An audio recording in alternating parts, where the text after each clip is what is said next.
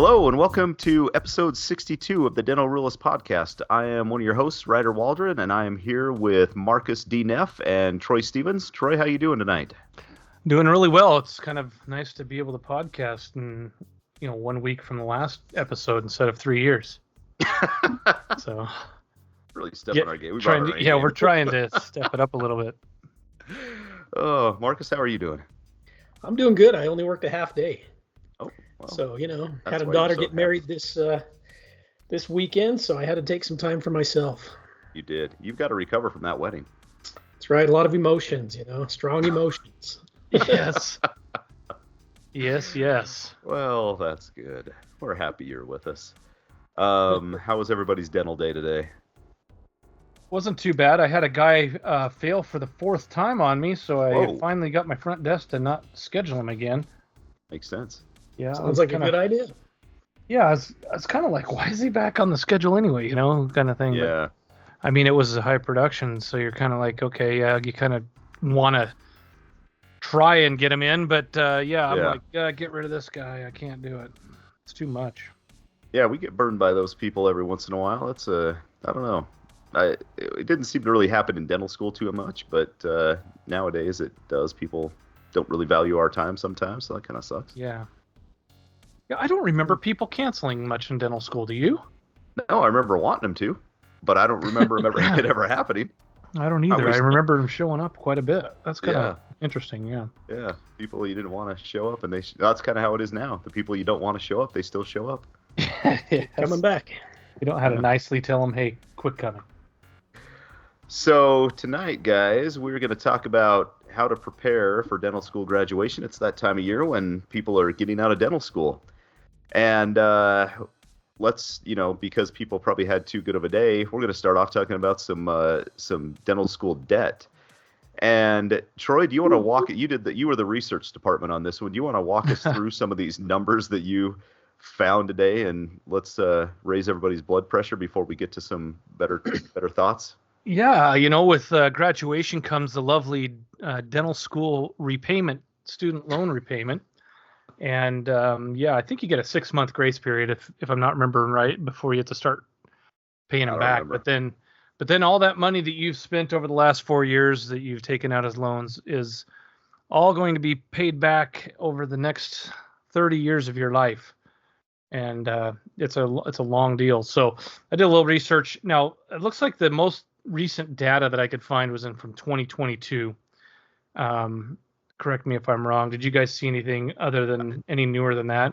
I think that was about the newest. I saw. Yeah. Yeah. So it looks like the average dental student is about $293,900 in debt to education debt at this time. So I calculated out.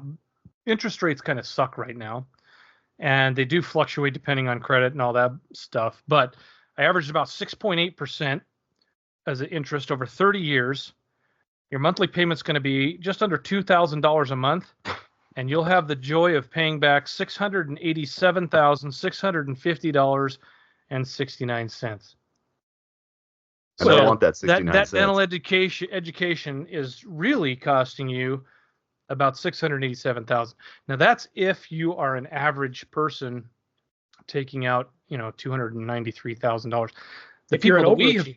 Yeah, right.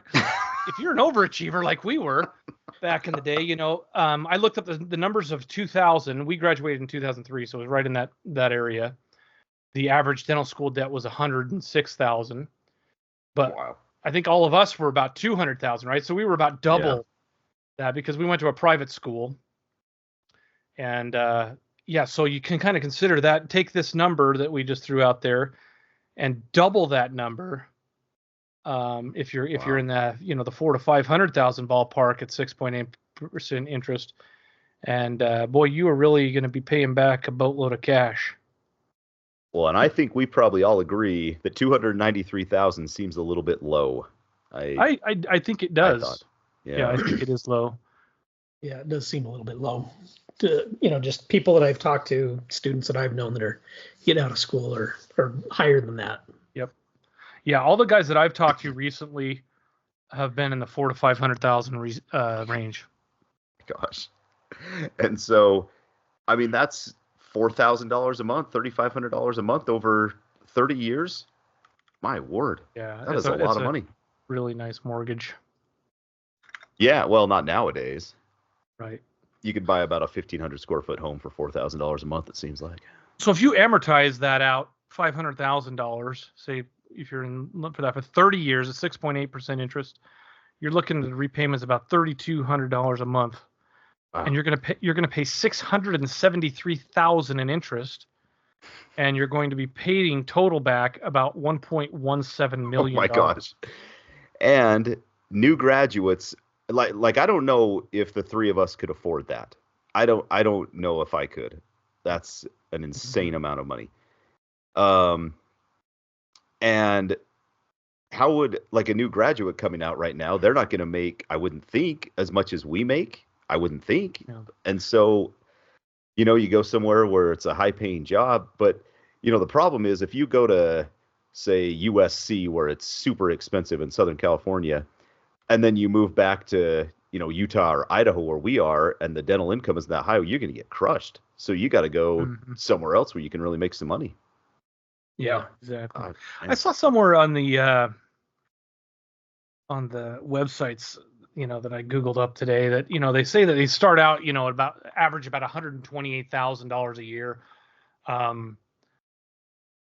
don't know. I think that most dentists will probably do more than that. Just my gut feeling. However, it kind of depends on, you know, geographical area, that kind of thing as well. And then it says, of course, as you become, you know, like 5 years out, you're up to like 170,000 or whatever on average, depending on where you're at. The difficulty that you see is, like, you know, if you're paying, you know, that much money a month in your student loans, you know, say you're paying $3,200 a month for your student loans, you know, that's $38,400 you're just paying just to your loans. Just to that. Oh, you know? My gosh. It doesn't include your taxes. You know, you pay another third of taxes, and then you're paying, you know, a house payment, a car payment, and if you want to have some food, good luck. Yeah, good luck. And that's not like a short-term loan. That's for 30 years. And so, you know, we were texting about this earlier, and how, you know, it's usually a good idea to start saving for retirement as soon as you can, so you can get some compounding interest and build that up. But when you're paying that much money in student loans, where do you find extra money to start putting away for retirement? I don't know. Yeah. It's rough. It is. I mean, I think that a lot of the students coming out nowadays are pretty much forced to go work for somebody else, probably a DSO, because they probably can make more money right off the bat that way, or do some kind of a loan repayment deal through, you know, the health services or military or something like that. Which actually, to be honest, I think the military would probably be the best way to go anymore. Because they'll pay, you know, if you can get in before, they'll pay for your school, and you don't even come out with no loans. Yeah, no debt. So, Marcus, knowing what you know now, if you had to go back to 2003 when we graduated, what would you do differently, or would you do anything differently? I would have. So, for those listeners who may not know, I'm in the Army Reserve. I joined the Army Reserve back in 2012. So 9 years out of school, and they paid a $250,000 towards student loans for a 6-year commitment back then. And I think it's still something similar to that, maybe a little more money than that now. But I wish I would have just done that right off the bat, jumped in and gotten started on getting my loans paid off earlier. Because it does. I mean, it's just it's an extra burden. It's an extra chunk of money that you got to be taken care of, and that you can't put towards things that are important like retirement. So I would have started a lot earlier with that military route. And that's smart because, well, yeah, if you enlist in the military and have them pay your loans, then you have to give them like 4 years or whatever. You have to be like active duty for 4 years or something, don't you? Right after school. Yeah, if you do it going into dental school, or while you're in school, you're active duty after. With the reserve, if you've already graduated and you're looking at maybe how do I pay back these loans, the military is a great option. But in the reserves, you're not active duty. You're just 1 weekend a month, 2 weeks out of the year, that kind of Yeah, thing. that seems like a way better deal to me. Yeah. I don't know. I wouldn't want to get shipped off somewhere for 4 years. Yeah, that's the downfall of the military, I guess, is the fact that we got World War III on the verge here, and you get called up, you're going off to war. It's true. There's a lot going on in the world right now, and I wouldn't want to do that. You won't be doing a lot of dentistry. You might be doing a lot of shooting. I don't know. Yeah. Hanging out in the trench. Yeah, no thanks. No trench mouth for you, just trench. That's right. That's right. Okay, Troy, so going back to 21 years ago, what was something that you did that you thought was smart right after dental school?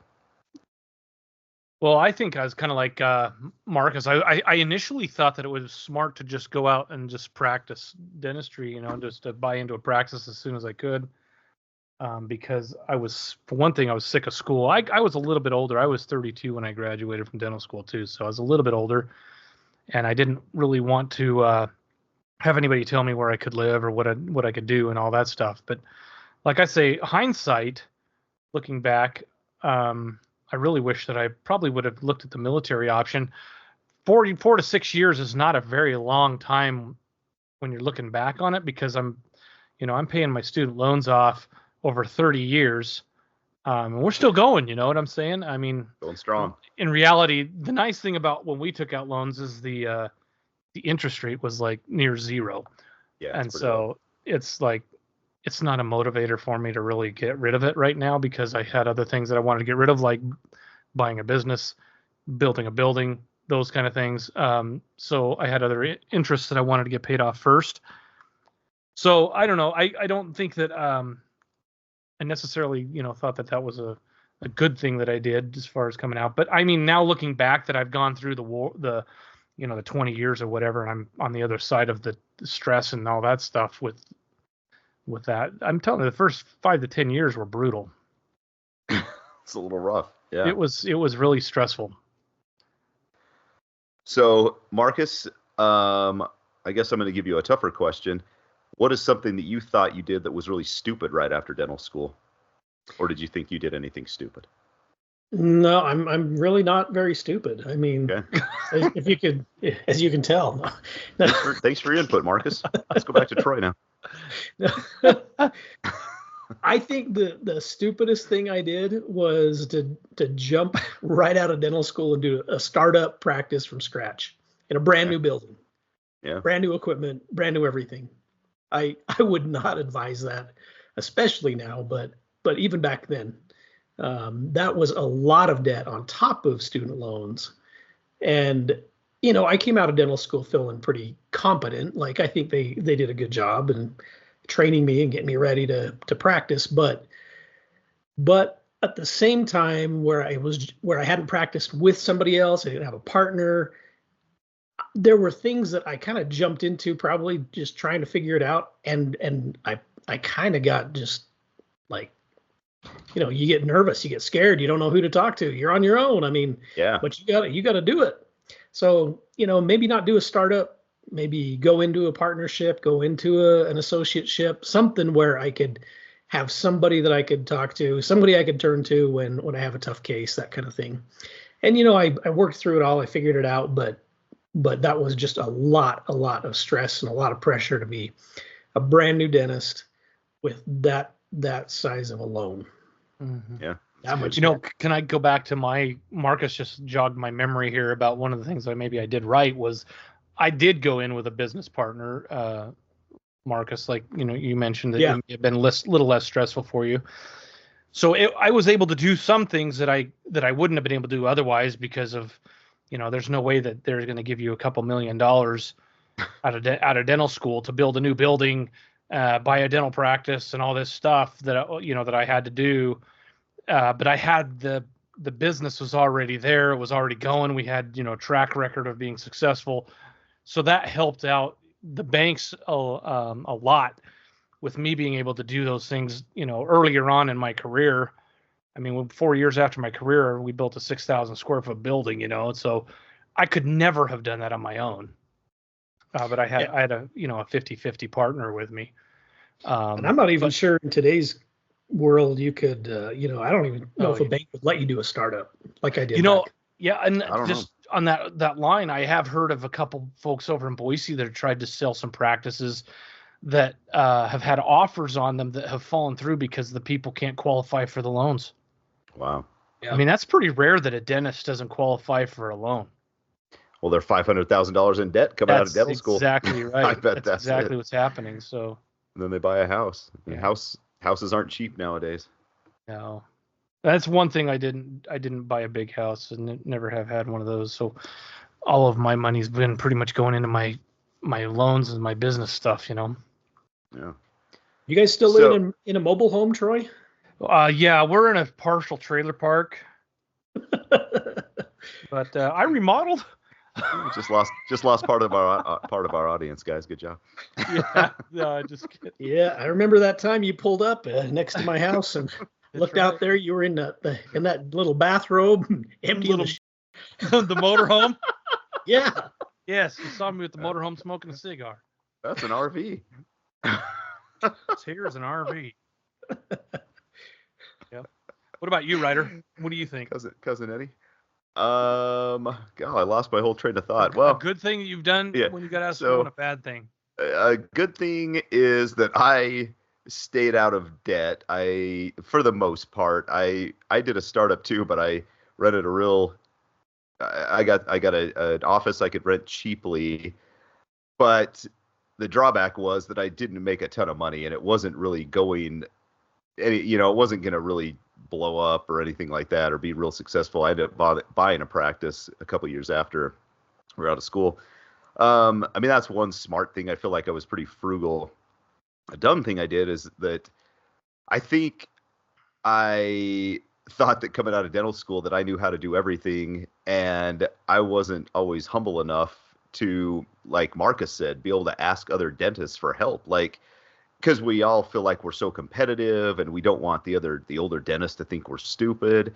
And I wish I had just used their knowledge and found out how I should do things. But I just thought that I knew everything, and I didn't. I have a hard time asking for help normally with most things. And I wish I would have done that. Maybe gone to some more CE courses to learn how to do like practical things, like maybe more endo, something like that.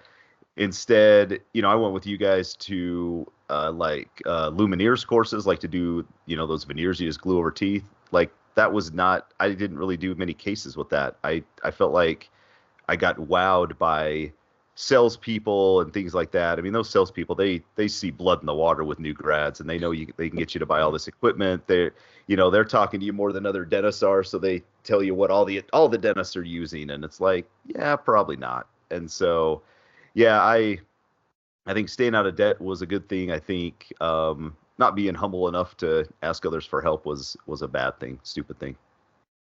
Yeah, that is one advantage of going in with somebody too. Is I always had somebody there to ask questions. Yeah, and that was really nice. With the experience that they had already. I mean, yeah, like simple things like, is this a cavity? Because things what like that. What would you do in this situation? Yep. Yeah. Absolutely. Like, should I refer this case out? Like I remember. So when I did the startup, I shared kind of an office with. There were some other dentists in there, and I remember a guy came in with it was 8 or 9 fractured off at the gum line, and so I'm thinking, I could just get that root tip out and do a bridge, and I showed it to one of these other dentists in there, and he's like, "Oh boy, that's gonna be a tough extraction." I mean, he didn't go so far to say, "Don't even think about it," but he was like, "Yeah, that's gonna be a tough one," and it was lucky that this guy, when he was scheduled for the extraction, he no-showed, and then he no-showed again, and then he never called back. I'm like, oh, that was some blessing or something. You dodged a bullet on that one. Bullet. GV Black was watching over me. That was yeah. GV Black was watching over you. Thank you, GV. GV, wherever you are. Thank you. I say my prayers to GV Black every night. Yes, absolutely. Yeah, that's for sure. But there are advantages of having that. You know, you and I remember us three. We you know we've been talking. We talk ever since dental school and stuff. But it is kind of hard when you're, you know, sending messages over a phone or whatever. Because back in those days, was there even we didn't have the real good text messaging and stuff like we No, have now, do we? no, we I couldn't think they send were pretty pictures or primitive. video. Yeah, Yeah, they were pretty primitive phones. yeah. So I guess to sum up, guys, what would be our, I guess, just our words of wisdom to these new graduates that might be, I guess, like avoiding debt, finding, like a mentor or somebody, some other dentist you can kind of run things by? What are a couple other things that we could help out young dentists with?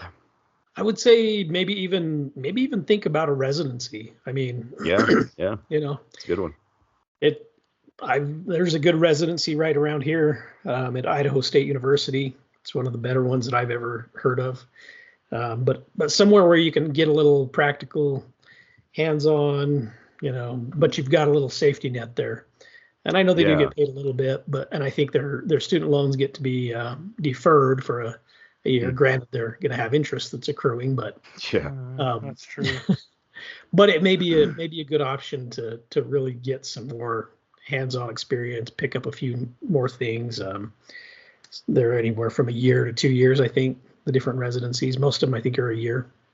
yeah. That's a good one because, and I think Troy mentioned it. Like we wanted to get out and just start making money because we were promised all these riches when we went to dental school, and so like I did not want to go to a fifth year of dental school, and so that's why I didn't want to do a residency. But yeah, that's good advice. Yeah. Yeah, it's hard. It's hard when you're going through it. You know, you don't expect. That's kind of one of the reasons we started this podcast, right? Is because it's hard to get a full understanding of what you're going through at the time because you're just kind of all caught up in the moment and everything. But hindsight, looking back, like I said earlier, is just I don't think the military would be such a bad option as far as I don't know, to be honest, if you can get in after school and have them repay your loans. I don't, Marcus, do you know that other than just the maybe the reserve stuff? That I don't know if you can like say I'm going to join the Air Force full time. Yeah, Will they repay your loans or no? I don't think it's as easy to go active duty after the fact. Okay. I think you'd probably have to go to the reserve route like I did. Okay. Perfect. Once you're in the reserves for a while, I think it would be more possible that, like, if you decided I really want to go active duty and I like this better, I think you could. But to just go active duty after you've already graduated right after, I don't think so. Yeah. Yeah, I mean the reality is that you get out of school with this much debt, depending on your debt, it limits what you can do. Yeah. Like when I got out, I was all about I want to buy a practice and I want to get going. I want to own my own thing. I want to be my own boss. That's one of the main reasons I went into dental school. I think we've talked about this years ago on our earliest podcasts. And I don't think that that's the same mentality that some of these guys graduating are. They pretty much sold themselves to the understanding they're going to have to go work for somebody or something, another corporation or another dentist or something, because it's just going to be too overwhelming with the debt. Now, having said that, being an associate in our current economy, at least in certain geographical areas like maybe Utah and Idaho for specifics, it's hard to make a lot of money as an associate because you got the insurance companies, they're dictating everything. Yeah. Their repayment sucks, and you're going to get paid 30% of collections, and it's just you just got to do absolutely astronomical amounts of dentistry even to make ends meet to where you can pay your student loans. So it's getting to a point where you're like going, And then you get into problems with ethics and stuff like that. Are you overdiagnosing on certain patients? And right. And then some of those corporations push you to do that. So that's a slippery slope also.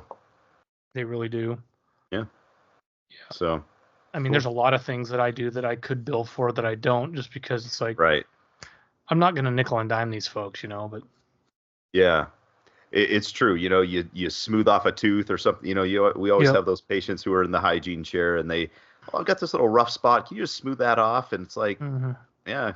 I mean, you could bill them for a, occlusal adjustment or something like that, I guess. And sometimes I do, and then sometimes I don't. And it's like, Yeah, I don't know. Yeah, those are tough ones. But yeah, we definitely, all of us, do not bill for everything we do, which is maybe Yeah. our mistake. But It is, but sometimes you have to be a you're nice under guy. so much pressure of having a patient happy with you, Yeah, right. so that they come back 50,000 times during their lifetime. Because unlike physicians who probably don't care if their patients return, Yeah. they've got people lined up out the door. Yep. Yep. I just feel like dentistry is a totally different deal.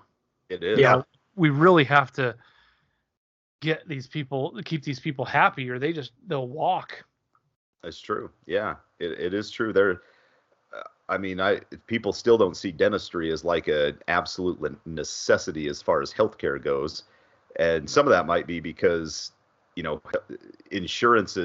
health insurance doesn't cover dental stuff, so they see it as like a separate entity and not linked to their health. And yeah, I don't know, but yeah, it seems like Yeah. dentists are fighting for more patients than regular physicians are.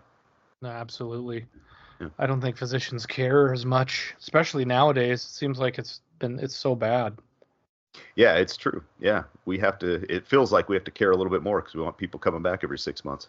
Yeah, And absolutely. then not to say anything bad about us on, Google reviews or Yes, something like that. that's a great point too. Yeah, because Yeah, you get one person mad, and all of a sudden it's a true. cascade of events that it just steamrolls, and Yeah, it's hard to come back from a bad review, even though it may not be something that you actually did, maybe their perception, but Yep. people have a tendency to believe the person that's complaining versus the dentist, because Right.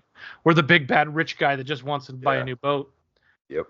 when we can't really voice our opinions because it's not super ethical to try and defend ourselves, which is ridiculous. That is Yeah. interesting, isn't it? They can break a privacy thing to say that they're a patient of ours, badmouth us even if it's not true, but we can't say one thing back to them. Can't say a thing. We just Not a thing.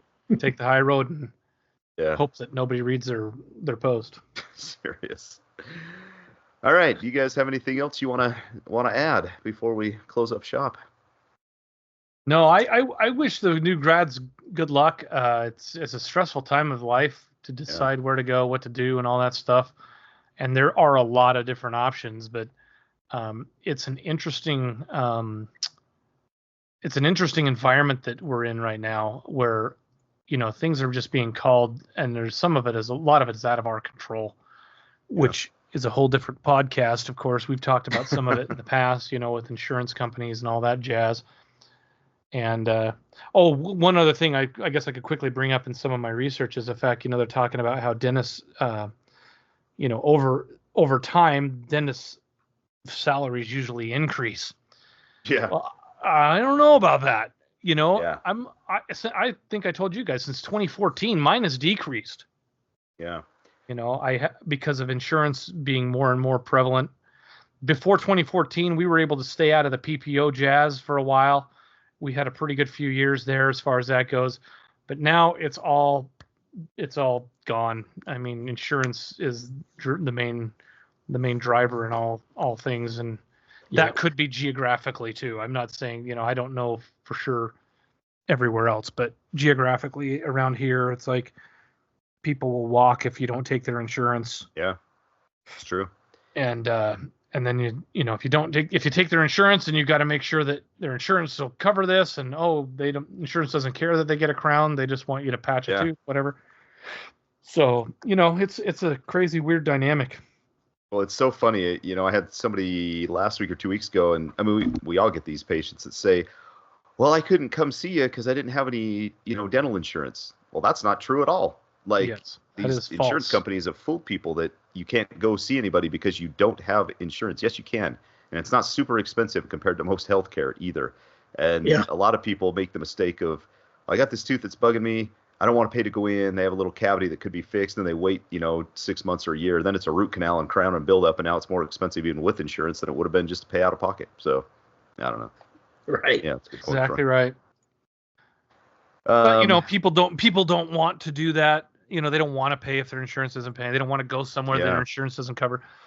We've got some endodontists in Boise that decided to drop one of the main carriers of the Air Force folks out here, And sadly, I mean, I love the work they do. They do flipping awesome work. We've worked with them the whole time I've been here, but we give them a choice, and then they end up going to somewhere else because why did you go over there? Well, because my insurance covers that. Oh, okay. Yeah. Just because of that. I mean, it's almost like they don't really care about the service they're getting as far as the quality. And I'm not saying the other guys do bad work. I'm not saying that. But I know the work of these other guys, but people will go wherever their insurance covers, and insurance is the main driver in the decisions that they make. Absolutely. Yep. Well, guys, should we wrap it up? Yeah. Okay. Let's do Marcus, you want to tell everybody where to find us? Why don't you tell them where to find you, too? Why don't you give me your home address, just in case they want to stop by? That's right. Talk about the Army Cell phone Reserves. number, my home address. Yes, Yeah. we'll My post credit that. card. So you can reach out to us at dentalrealist@gmail.com. Send us any questions, comments, things that you wanted to talk about. We're happy to correspond with you. We look forward to hearing from our listeners. We have a couple of books anyway out there. So you want to be a dentist, so what's our other book? So now you're a dentist. So now you're a dentist. Marcus, you need to go Oh, read boy. that tonight.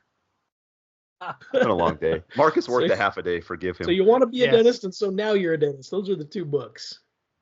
You can get yourself a copy of those and read those. They're good information, short reads.